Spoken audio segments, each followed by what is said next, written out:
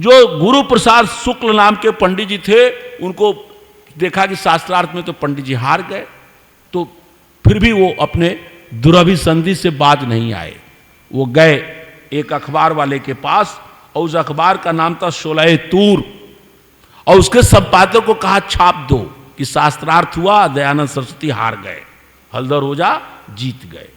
तो संपादक ने कहा अरे भाई, और संपादक उनका किराएदार था, जिस मकान मालिक के गुरु प्रसाद शुक्ल मालिक थे उसका किराएदार था वो। तो कहा कि हम कैसे छाप दें, उसमें बड़े बड़े कलेक्टर खुदे, उस असिस्टेंट कलेक्टर मध्यस्थ थे, और भी बहुत लोगों हैं, उनका नाम लिखा है, सम्मानित संभ्रांत लोग थे, कल मुकदमा हो जाएगा तो कहाँ से हम जवाब देंगे। तो कहा मुकदमा होने पर क्या होगा, मान लो तुम हार जाओगे, संपादक से कह रहे हैं पंडित गुरु प्रसाद शुक्ल, तो क्या होगा। तो उसने कहा जुर्माना होगा। तो कहा कितना जुर्माना होगा, तो कहा ये तो मुझे नहीं पता। तो उसने कहा चलो 11,000 भी जुर्माना होगा तो मैं दे दूंगा, आप छाप दो। 11,000 बहुत बड़ी बात थी। और एक तो किराएदार, और दूसरा सोचा 11,000, और तीसरा सोचा बहुत होगा तो 1,000, 2,000, 5,000 होगा, 11,000 तो होगा नहीं, इतना जान गया था। तो सोचो चलो छाप देते हैं, बाकी पैसे मैं जेब में डाल लूंगा। ऐसे भी पब्लिशर हो, मतलब अखबारों के मालिक होते हैं। छाप दिया।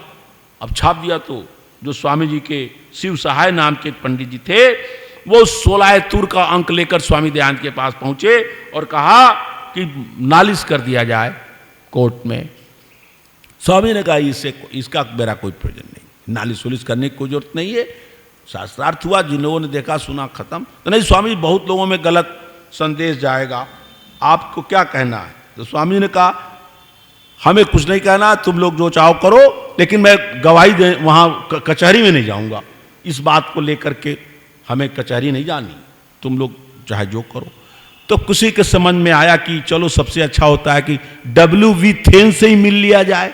तो लोग गए उनके पास और कहा आप तो शास्त्रार्थ में थे, स्वामी दयानंद की विजय हुई थी, लेकिन 16 तूर में ये लिखा है, आप क्या चाहते हैं। तो W.V. थेन न्यायप्रिय व्यक्ति था, उसने कहा आप किस लिए आए हैं। तो कहा आप एक लिख दीजिए अपना प्रमाण पत्र कि आपने किसको विजयी माना। तो उस व्यक्ति ने जो लिखा उसको पढ़ के सुनाता हूँ, चूंकि ये रिकॉर्ड हो रहा है। At the time in question I decided in favour of Dayanand Saraswati फकीर and believe his arguments are in accordance with Vedanta. I think he won the day. If you wish it I will give you my reasons for my decision in a few days. Kanpur 7/8/1869। Kanpur का जो spelling है ये भी जान लीजिए, आजकल वो spelling नहीं है, उस समय क्या स्पेलिंग था, CAWNPORE, कानपुर। अब मेरठ का भी गड़बड़ कर रखा है अंग्रेजों ने, लेकिन अब तो सब चल गया है, MEE लिखते हैं ना, R के बाद UT करते हैं। अब कोई इसका विज्ञान है, कोई MERATH करे तो क्या बुरा है, बुरा तो नहीं, लेकिन चल पड़ा है। अंग्रेजों ने बनारस का स्पेलिंग कर दिया BENARS। अब मोदी जी ने मड़ुआडी स्टेशन का नाम बदल दिया बनारस, तो उसका स्पेलिंग ठीक कर दिया BANARS। तो मेरा कहने का मतलब है W.V. थेन ने जो रिपोर्ट ये जो लिख दिया और इसको फिर छपवा दिया गया। अब पंडित लोग अब क्या करें, कुछ नहीं करें।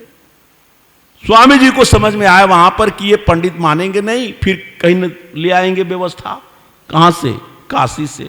स्वामी जी ने निर्णय किया कि जो इनका जो पाखंडियों का जो गढ़ है वहीं पर हमला किया जाए। स्वामी जी कानपुर से प्रयाग पहुंचे और मैं उसको आगे छोड़ता हूं।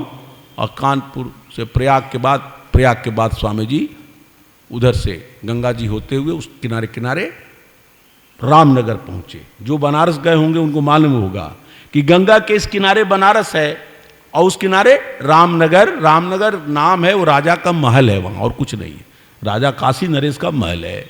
तो स्वामी जी वहाँ गए और राजा के महल के आसपास कहीं वृक्ष के नीचे डेरा डाल दिया और शुरू हो गया स्वामी दयानंद का प्रवचन वेदों के आधार पर।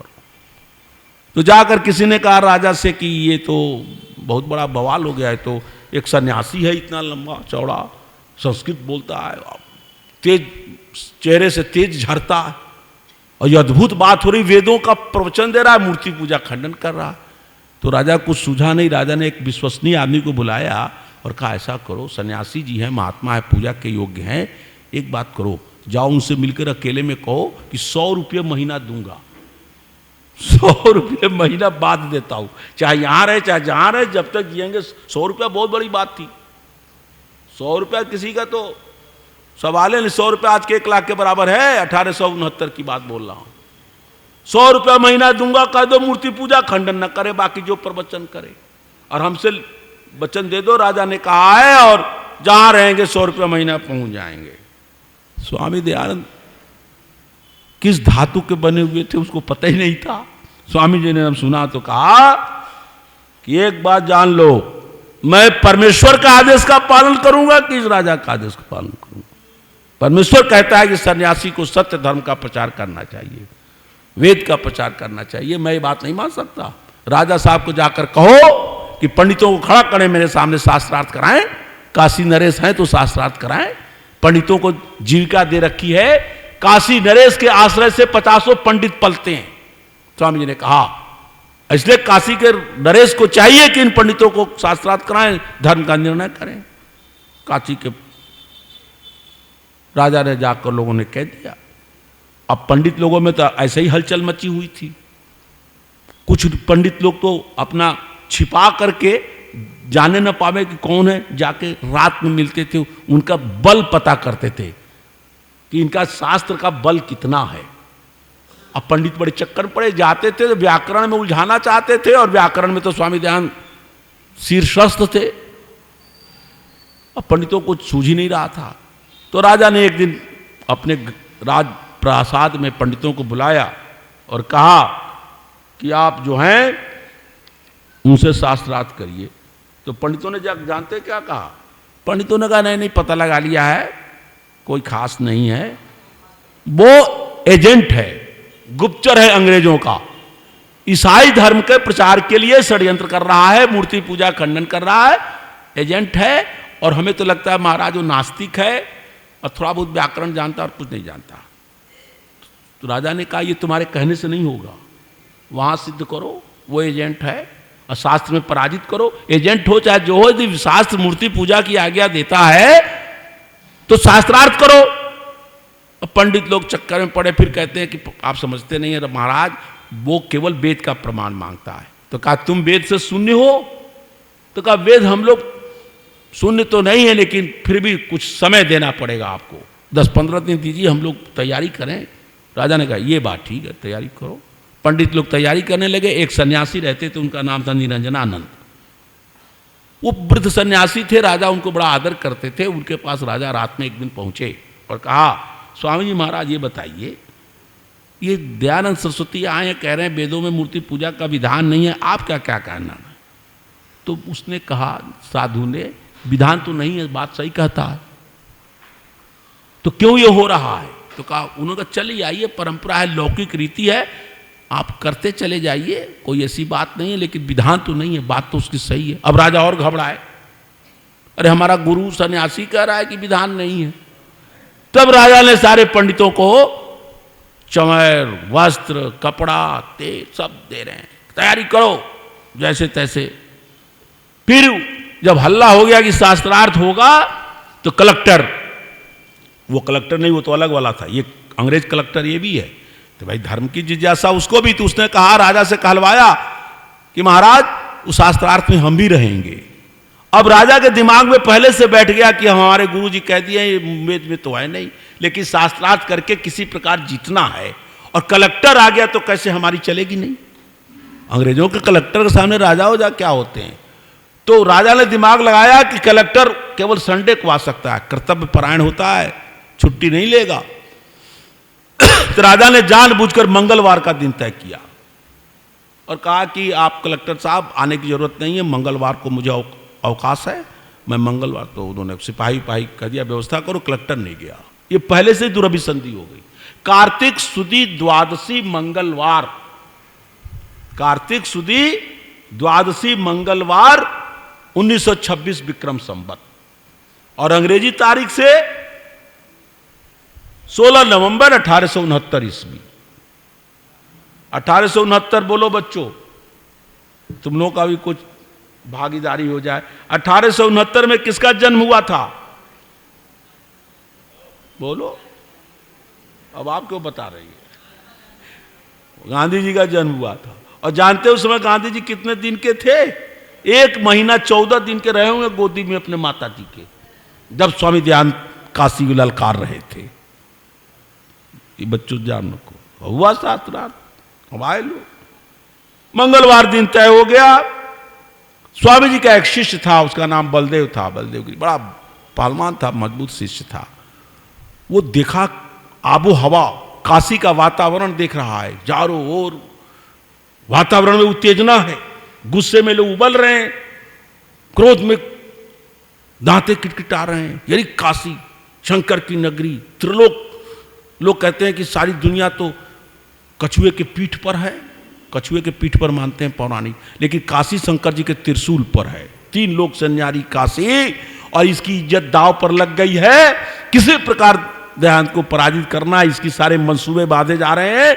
बलदेव घबरा गया, जाकर कहा स्वामी जी, फर्रुखाबाद होता तो वहां हमारे पक्ष के भी 40-50 आदमी होते, यहां तो कोई नहीं, मैं अकेला हूं, आप है, कैसे आप जीतेंगे? हजारों की फौज है। 5000 साल में ऐसी कोई घटना नहीं घटी। ये सबसे बड़ा युद्ध हो रहा है। ये भारत के जो 16 नवंबर 1869 का जो काशी शास्त्रार्थ है, वो प्रथम विश्व युद्ध, द्वितीय विश्व युद्ध से भी बड़ा। क्यों नहीं विश्व युद्धों का वो परिणाम नहीं निकलता जो धर्म के क्षेत्र का जो परिणाम निकलते हैं। वैदिक कहते थे कि बम, एटम बम में भी वो ताकत नहीं है जो विचार में ताकत होता। विचार की ताकत बहुत बड़ी ताकत होती है। विचारों ने ही तो इतने लोगों को पाखंडी बना रखा है, गलत विचारों ने इतने को आतंकवादी बना रखा है, जो दूसरे की हत्या करना ही धर्म समझते हैं। इसलिए विचार की ताकत बहुत बड़ी ताकत है, और विचार की लड़ाई हो रही है और जबरदस्ती हराने की प्लानिंग बन रही है। तो स्वामी दयानंद ने कहा, वो जवाब सुनने लायक है, बलदेव क्यों चिंता करते हो? एक धर्म है और एक परमेश्वर है, दूसरे की किसी की जरूरत नहीं। मैं धर्म के मार्ग पर हूं और एक परमेश्वर है, परमेश्वर के आज्ञा पालन कर रहा हूं, जो होगा देखा जाएगा, तुम घबराओ मत। जवाहर दास आए, उदासी साधु थे, स्वामी जी के पास मिले। कहा स्वामी जी अब कैसे जीतेंगे?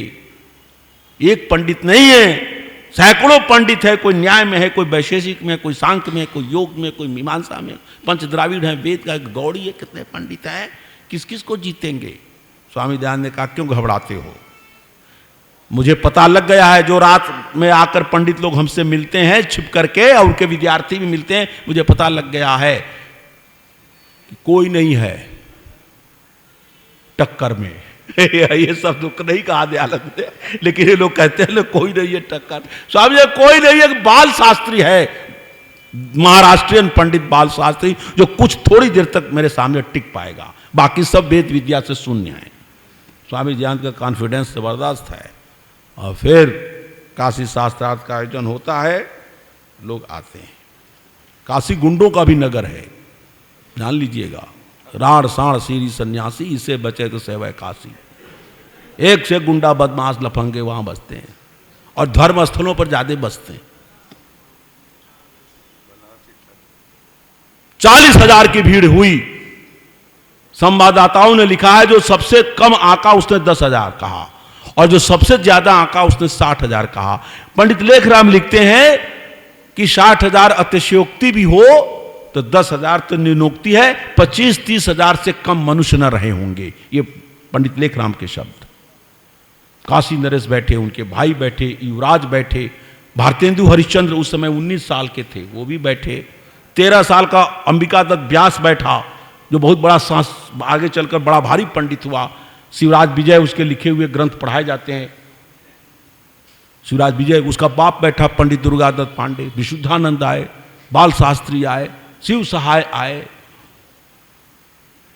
वामनाचार्य आए, माधवाचार्य आए, कितने पंडित आए। पंडित लेखराम जी ने खोज की, मैंने पहले भी बताया है कि यू के आकार में बैठे। और काशी वो से कलेक्टर के कहने से, जो शहर का कोतवाल था, रघुनाथ प्रसाद कोतवाल, सनाड्य ब्राह्मण था, मूर्ति पूजक था। लेकिन एक बात है, मूर्ति पूजक था, सनाड्य ब्राह्मण था, कोतवाल था, लेकिन उस समय उसने धर्म का पालन किया, वो धर्म जो कोतवाल का धर्म होता है। उसने कहा ऐसे नहीं होगा महाराज, घेर कर कोई नहीं बैठेगा स्वामी जी को, स्वामी जी के सामने एक पंडित बैठेगा, यदि वो हार जाएगा तो अलग हटेगा, फिर दूसरा आएगा, फिर हारेगा तीसरा आएगा, ये नहीं घेर के चारों ओर से दबोच ले। उसने व्यवस्था की, एक तरफ काशी नरेश के बड़े लोग, और एक तरफ भारतेंदु हरिश्चंद्र और तमाम लोग, और यू के आकार में, जैसे मान लीजिए मैं यहाँ बैठा हूँ, दयानंद यहाँ है, तो ऐसे यू के आकार में बैठाया, जैसे पंडित जी को देरी न हो, एक हारेगा तो सीधे आ जाएगा, ऐसे बैठेंगे तो ठीक नहीं होगा। यहाँ बैठे, शास्त्रार्थ शुरू हो गया, संस्कृत में शास्त्रार्थ हो रहा है, 3 साढ़े 3 बजे शास्त्रार्थ शुरू हुआ। सामने बैठे पंडित, महान पंडित, राज पंडित, काशी नरेश का प्रधान पंडित वो बैठा, ताराचरण न्यायिक। उसने कहा, स्वामी दयानंद ने पूछा कि वेद में प्रतिमा पूजन का विधान है वा नहीं, यदि है तो मंत्र प्रस्तुत करो, और नहीं है तो कहो नहीं है। तो बिल्कुल मछली की आंख पर दृष्टि है, इधर उधर भटकाना नहीं है, इधर उधर कहो वेद में मूर्ति पूजा है तो मंत्र दो, और नहीं है तो कहो नहीं है। तो उसने कहा ये तो जो लोग वेद को प्रमाण नहीं मानते और ग्रंथों को प्रमाण मानते हैं, उनके लिए आप क्या कहना है, संस्कृत में हो रहा है। तो स्वामी दयानंद का उनका विचार बाद में होगा, जो वेद का प्रमाण नहीं मानते और शास्त्रों को प्रमाण मानते हो उन पर विचार बाद में किया जाएगा, तुम तो वेद का प्रमाण मानते हो कि नहीं मानते हो। तो उसने कहा कि वर्णाश्रम धर्म में स्थित जितने लोग भी हैं सब वेद को मानते हैं। तो कहा बताओ फिर वेद का क्या। तो कहा नहीं, इसका विचार कर लिया जाए कि वेद के अतिरिक्त शास्त्रों की क्यों न माना जाए। स्वामी का वो कुछ नहीं कहो, तो ऐसा क्यों। तो स्वामी जी ने कहा वेद सभी धर्म का मूल है, शास्त्रों का मूल है। जो भी शास्त्र आगे लिखे गए हैं, सत्य शास्त्र ऋषियों के बनाए ग्रंथ, वो वेद मूलक हैं, उनका कहीं न कहीं बीज वेद में पाया जाता है। तो एक बूढ़ा सन्यासी जो था स्वामी विशुद्धानंद, जिनके बारे में चर्चा मैं कर चुका हूं कुंभ के मेले में, वो समझ गया कि हमारा पंडित कमजोर पड़ रहा है, तुरंत बोल पड़ा, अच्छा सबका मूल वेद है तो रचनानुपत्तिश्च नानुमानम, ये वेदांत दर्शन का सूत्र है कि रचना के अनुपपत्ति में अनुमान का भी प्रमाण लेना पड़ता है। तो रचनानुपत्तिश्च नानुमानम, इस वेदांत दर्शन के सूत्र का वेद मूल कहां है। बात समझ रहे हैं कि रचनानुपत्तिश्च नानुमानव, जो व्यास जी ने वेदांत दर्शन में सूत्र लिखा है, इस बात को वेद में कहां कहा है।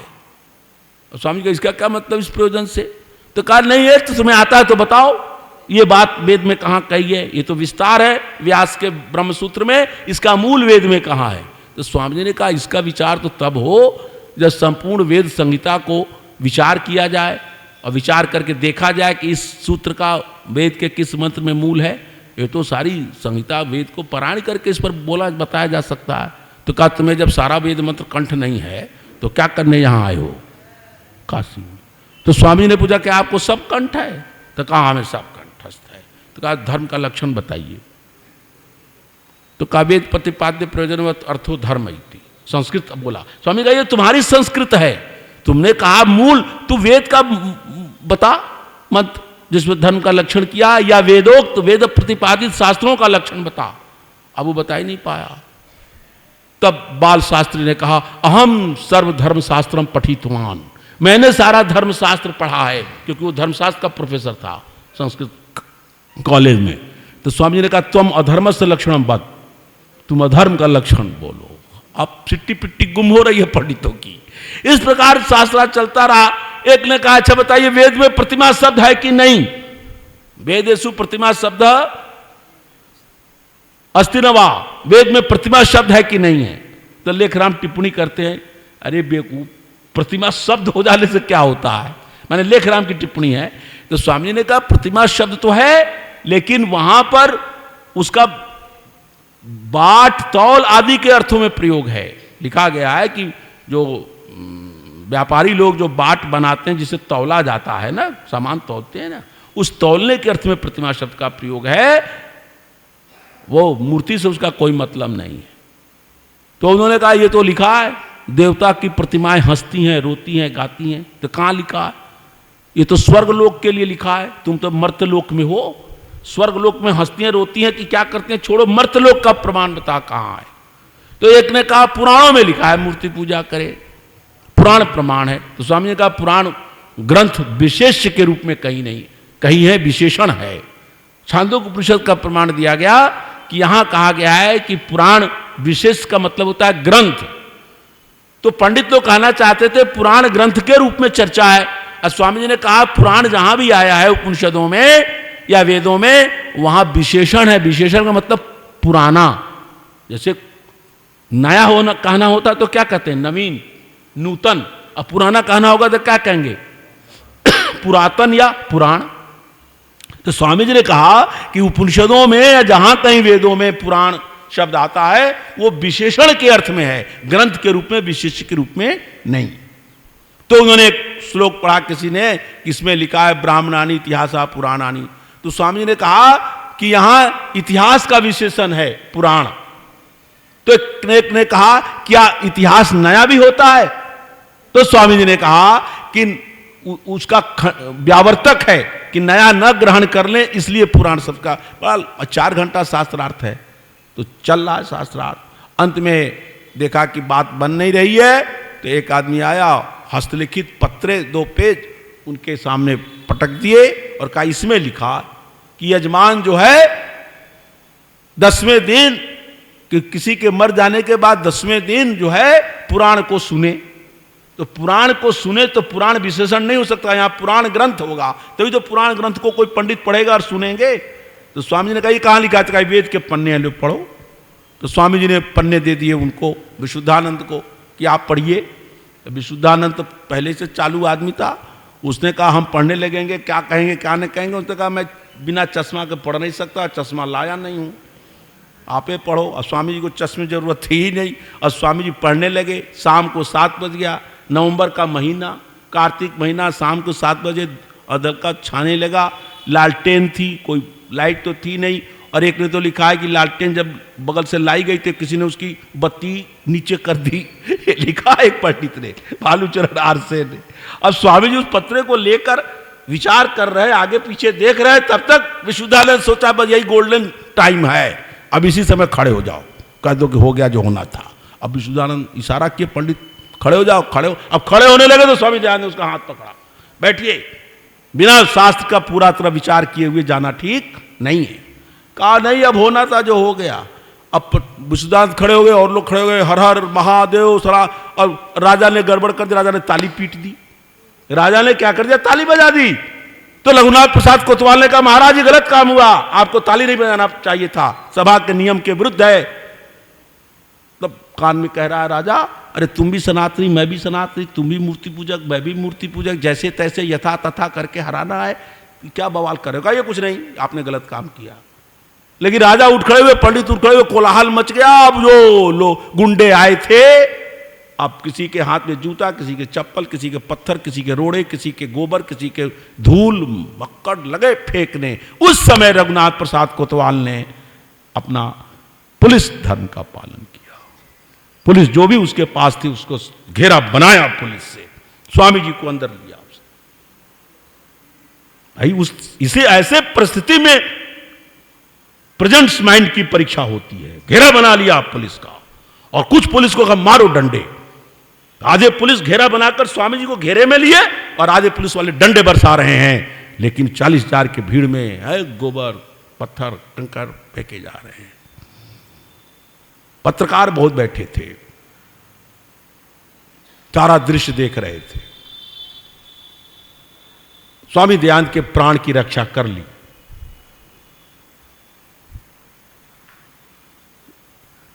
देवेंद्र बाबू ने लिखा है, रघुनाथ प्रसाद कोतवाल, तुम्हारा इतिहास तुम्हारे नाम को अमर करेगा।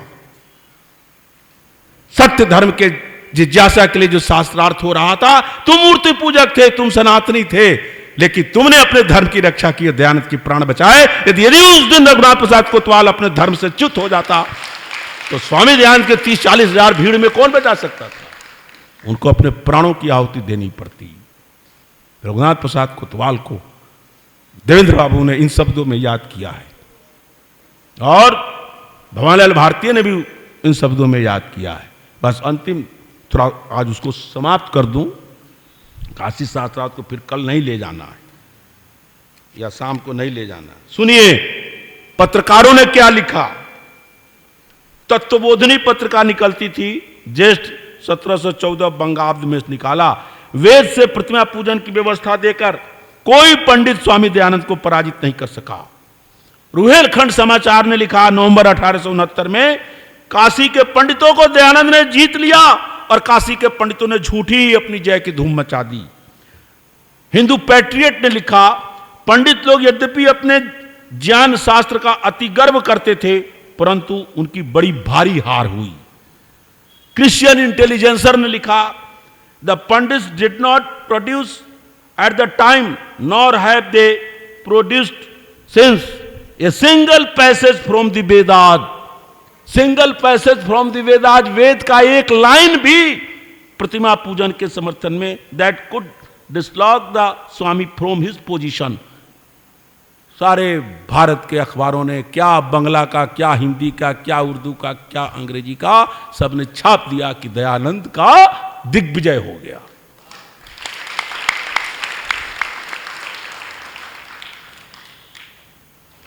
उसके बाद क्या हुआ, स्वामी दयानंद की ख्याति जो हरिद्वार से लेकर के गंगा किनारे के छोटे छोटे शहर गांवों से लेकर जो कानपुर प्रयाग तक पहुंचे थे, वो केवल स्थानीय स्वीकृति थी। लेकिन काशी शास्त्रार्थ ने स्वामी जी की यशः पताका, कीर्ति पताका को दिगंत में, देश देशांतर में फैला दिया। उसमें वो बहुत कलकत्ता के बड़े बड़े लोग भी थे, ब्राह्म समाज के नेता थे। और फिर वहां से निमंत्रण आया कि स्वामी जी कलकत्ता पहुंचिए, जो भारत की राजधानी थी। और अंतिम बात कहूं कि भंवरलाल भारती ने बनारस के आर्य समाजों के प्रेरणा पर एक पुस्तक लिखी थी, काशी में दयानंद, और उसका संपादन मुझे सौंपा था। मैंने उसकी 17-18 पृष्ठ में भूमिका लिखी। तो भंवरलाल भारती ने कहा कि इस पुस्तक का किसको समर्पण किया जाए, तो रघुनाथ प्रसाद कोतवाल को वो पुस्तक समर्पित किया गया। और जब उसका लोकार्पण का समय आया तो काशी के सारे आर्य समाज के लोग मिलने गए। उस समय तो सबसे बड़ा अधिकारी पुलिस का होता था, उसको कोतवाल कहते थे। लेकिन आज की तारीख में काशी में पुलिस का जो सबसे बड़ा अधिकारी होता है उसको एसएसपी कहते हैं। छोटे जिलों में एसपी होता है, अब बड़े शहरों में एक एसएसपी के ऊपर सीनियर सुपरिटेंडेंट ऑफ पुलिस। गए पंडित सूर्य प्रसाद शुक्ल करके, वो जब हम लोग गए उनसे मिलने, कहे कि एक पुस्तक का लोकार्पण करना है काशी में, दयानंद आपको आना है। तो उसने कहा, अरे भाई मैं तो पुलिस का आदमी, काशी में 3 विश्वविद्यालय हैं, 3 वाइस चांसलर हैं, सैकड़ों प्रोफेसर हैं, उनको बुलाकर पुस्तक का लोकार्पण कराइए, हम पुलिस वालों को क्या आप बुला रहे हैं। तब हमने उनको जब बताया सारा इतिहास संक्षेप में, तो व्यक्ति भावुक हो गया, कहा कि ये हमारा सम्मान नहीं है, आज से सैकड़ों वर्ष पहले कोतवाल पद पर जिसने अच्छा ईमानदारी से काम किया उसका सम्मान है, मैं आऊंगा। वो आए। और उस समय पुलिस का महकमा जानते हैं एसएसपी का कितना पावर होता है, कितनी बिजी लाइफ होती है, मैं जानता हूं। जब वो मंच पर भी बैठ गए तब भी अब जो ऑर्डिनेंट पुलिस वाली, सर कहाँ गए, ये फोन, वहां फोन। अंत में उसको गुस्सा आ गया, उसने कहा कोई फोन मत देना, कोई भी फोन तुम लोग अटेंड करो, मैं कोतवाल रघुनाथ प्रसाद कोतवाल का प्रतिनिधि बनकर बैठा हूं। और बैठा, बड़ा बढ़िया भाषण दिया। तो मैं आपको बताना चाहता हूं कि स्वामी दयानंद कोरे सन्यासी नहीं थे, विद्वान पंडित थे, और उनके पांडित्य की धाक काशी और नदिया की पुरानी ईंटों को हिला दिया दयानंद ने। वेद का ये गुरुदेव विरजानंद, उनकी योग तपस्या साधना, वेदों का अध्ययन और परमपिता परमात्मा की कृपा से स्वामी दयानंद ने वेदों का संदेश फैलाया, और काशी उसकी साक्षी है। इन्हीं शब्दों के साथ आज मैं स्वामी दयानंद 100 से अधिक देशों में देखा जाने वाला, सर्वाधिक लोकप्रिय और सबसे अधिक फॉलोअर्स के साथ पूरी दुनिया में आर्य समाज के विचारों का प्रचार करने वाला एकमात्र चैनल वैदिक प्रचार।